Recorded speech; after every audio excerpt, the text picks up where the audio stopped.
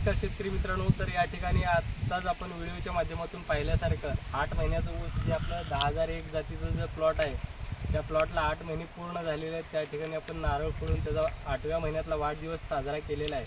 तर या ठिकाणी ऊस पाहण्यासाठी आपले शेतकरी आलेले, जवळपासचे शेतकरी आले, त्यांचं आपण मनोगत पाहूया ऊसाबद्दलचं। या 10,001 प्लॉटचं जे काय आहे आणि मी ज्यावेळेस मी तुम्हाला व्हिडिओच्या आधी सांगितलं होतं की 1 ते 1.5 महिना आपल्या ऊसाला पाणी उन्हाळ्यामध्ये कमी पडलं होतं। त्या ठिकाणी ऊस पूर्णपणे पांढरा झालेला होता, ते त्याची साक्षीदार आहेत। त्यांनी देखील पाहिलेलं आहे की ऊस आपला पूर्णपणे पांढरा पडला होता। तर त्यांचं मनोगत काय काय आहे आणि ऊसाबद्दल त्यांना काय काय वाटतं हे देखील आपण त्यांना विचारूया। चांगलं वाटतं ऊस चांगला आहे।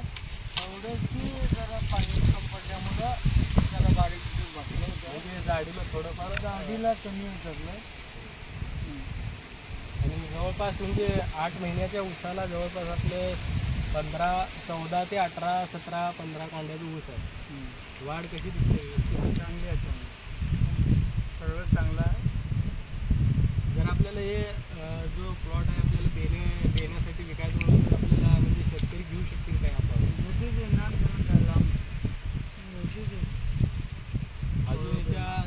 अजून आपण याच्यामध्ये ट्रीटमेंट चांगली जर दिली तर ज्या काही या वाड्यामध्ये कांड्या येणार आहेत त्या कांड्या लांब देखील होऊ शकतात आणि इथून पुढं जाडी देखील वाढू शकते।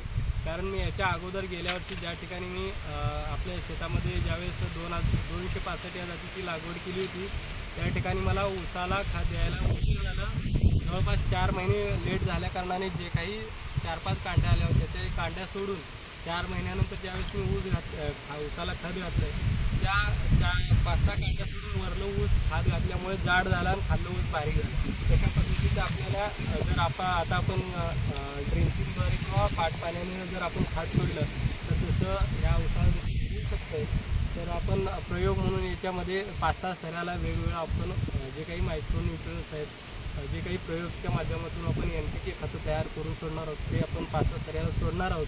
त्या ठिकाणी जर ऊसाला काही चांगला रिझल्ट आला तर शेतकऱ्यांना व्हिडिओच्या माध्यमातून, आपल्या चॅनलच्या माध्यमातून इतर शेतकऱ्यांपर्यंत आपण पोहोचवणार आहोत। हे जो आहे हा जवळपास 1.25 एकराचा 10,001 जातीचा प्लॉट आहे। तर तसंच या समोरच्या बाजूला आपल्याला 265 या जातीचं 19 फेब्रुवारीच्या दिवशी लावण केलेलं 265 जातीचं ऊस आहे।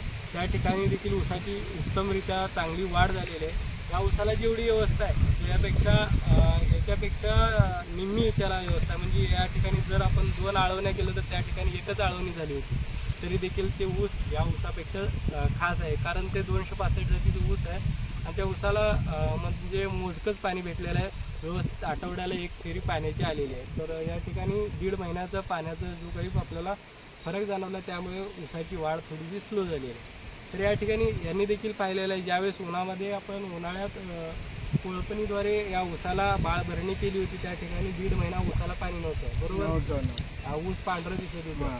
शेतकरी मित्रांनो, मी तुम्हाला याच्या अगोदरच्या देखील शॉर्ट व्हिडिओच्या माध्यमातून मी तुमच्यापर्यंत पोहोचवलेलं आहे की ऊस आपलं ज्यावेळेस उन्हाळ्यामध्ये ऊसाला पाणी कमी पडलं होतं त्या ठिकाणी ऊस पांढरं होत आहे, हे देखील आपण सांगितलेलं होतं। तोच हा ऊस आहे 10,001 प्लॉटचा।